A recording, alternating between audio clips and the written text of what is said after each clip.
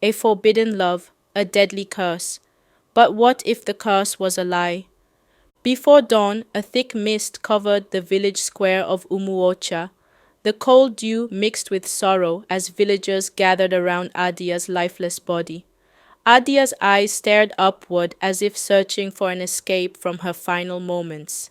In her hands, she held the small, lifeless body of her newborn, a painful reminder of the curse that had plagued the villages for generations.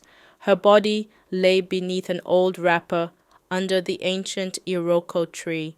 Soft whispers broke the heavy silence. She knew the warnings but ignored them. An elder said, his voice filled with sadness and anger. But beneath his sorrow was an unspoken fear, the fear of secrets buried deeper than the roots of the Iroko itself. The whispers grew louder, filled with fear and suspicion, as everyone believed the curse was the work of angry ancestors. Yet no one dared to question the growing shadow lurking within their village. Long ago, Umuocha and Amaike were friends. They traded, laughed, and lived in peace. But one day, a sacred artifact, a symbol of trust and unity, disappeared from Umuocha, igniting a chain of vengeance. The villagers believed Amaike had stolen it, shattering their bond. In that fateful hour, the elders of Umuocha invoked the spirits with fervent chants, condemning any union between the two people from Amaike and Umuocha. Amaike's wise men and women, oblivious to the deception, returned to their land accused and dishonored. The earth itself seemed to tremble as ancient forces were set into motion. Over the decades, the curse manifested in unthinkable horrors, stillbirths that turned hopeful beginnings into tragedies, and the dark fates of women who ventured into the rival village for marriage, some driven mad by spectral whispers, others vanishing into the night without a trace. While grief and superstition enshrouded Amaike, a forbidden spark ignited in Amaike. Adanna, radiant as the morning sun, navigated the bustling market, her rebellious heart daring to hope for a future free from ancestral chains.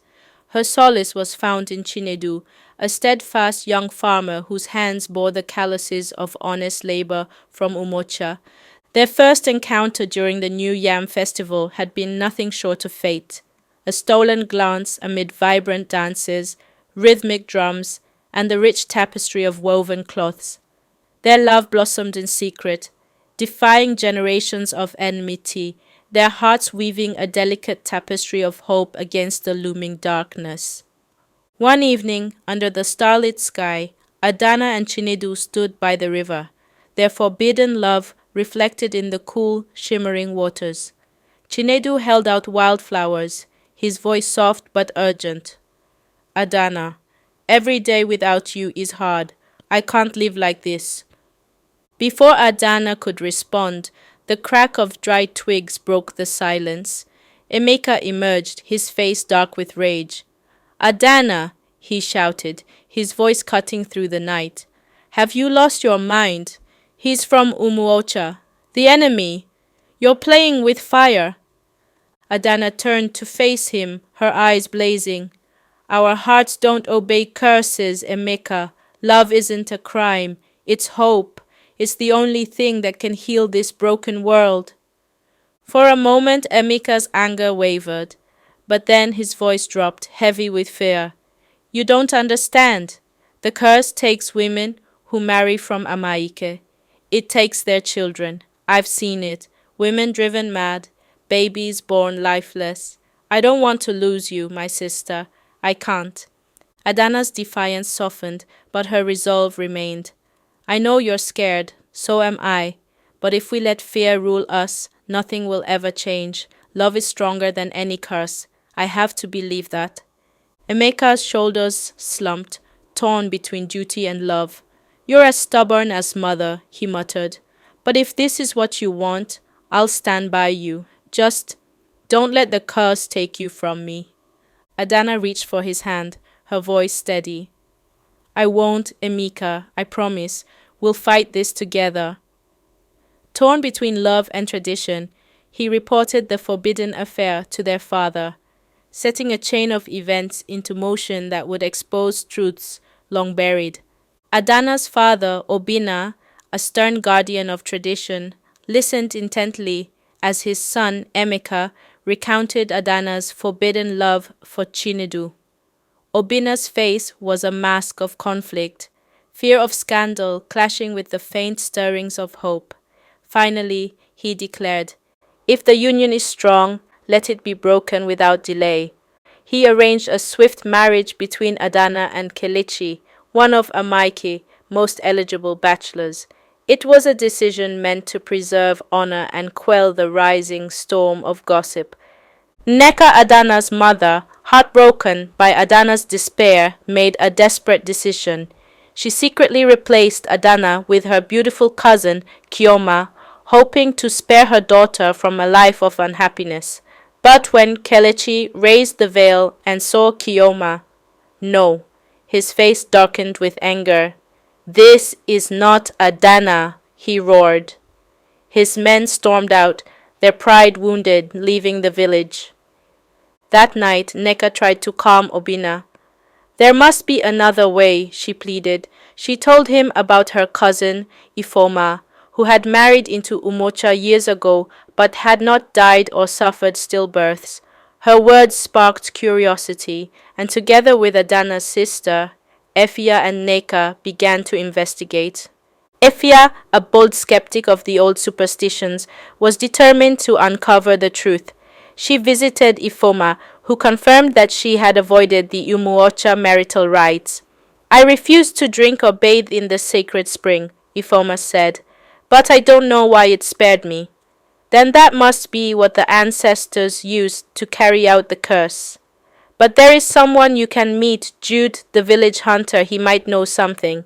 Efia's search for answers has led her to Jude, a hunter who often roamed the forest near the sacred spring. Jude was a quiet man, known for his sharp eyes and deep knowledge of the land. He had seen things others hadn't, things he had kept to himself out of fear. When Efia approached him, he hesitated at first, but finally agreed to share what he knew. "I've seen some elders of Umuocha," Jude confessed, his voice low. "They taint the waters of the sacred spring whenever a maiden from outside the village is to be married. It may be poison, but I am not sure, and I do not believe there is a curse in the land," he whispered. Shocked, Efia demanded proof. Jude led her and Nneka to a small hidden hut near the spring. Inside, they found clay pots filled with a strange, foul-smelling substance, and as they looked upward, they found the stolen artifact, a golden amulet believed to hold the power of the ancestors. The truth was undeniable. The elders of Umuocha had orchestrated the curse to maintain control and ensure the purity of their bloodline. They also found a detailed ledger on the floor. The ledger contained names, dates, and instructions of how the water had been poisoned, written in a familiar hand, one that Jude recognized immediately. It was the handwriting of Eze Obi, the head elder of Umuocha, who writes the village meeting announcements. But Efia knew that presenting the ledger alone might not be enough to convince the villagers.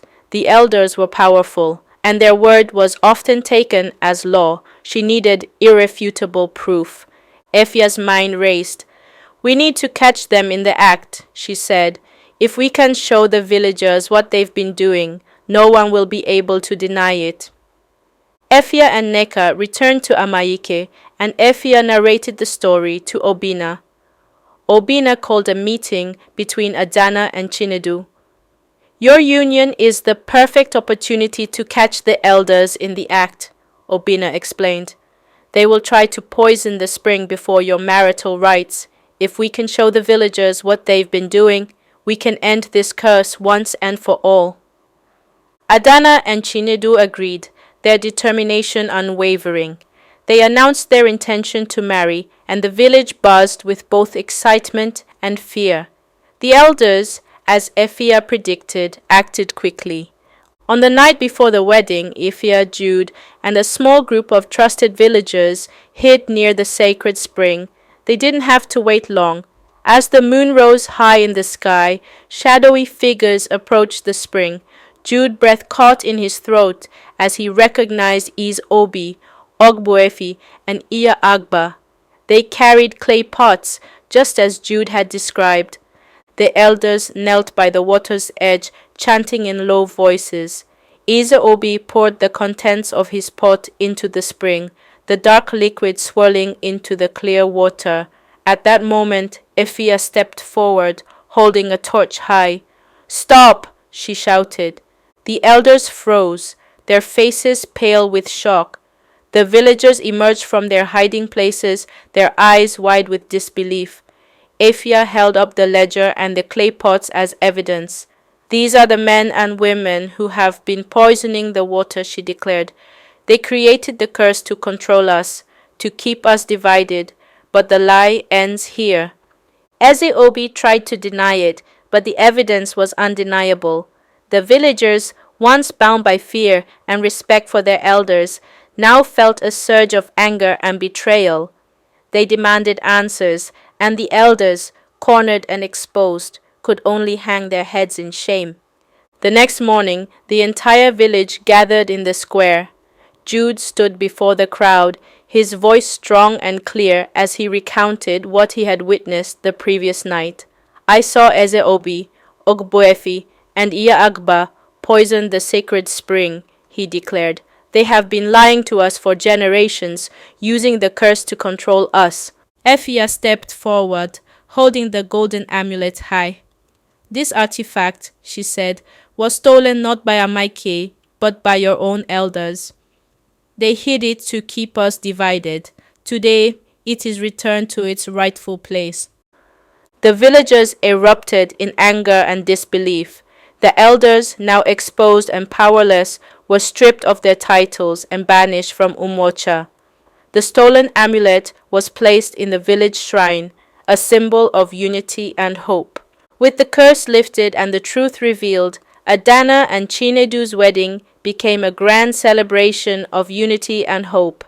The ceremony was held in the palace of the king, a majestic structure adorned with colorful banners and fragrant flowers. Adanna wore a stunning dress adorned with beads and cowrie shells, her hair braided with gold threads.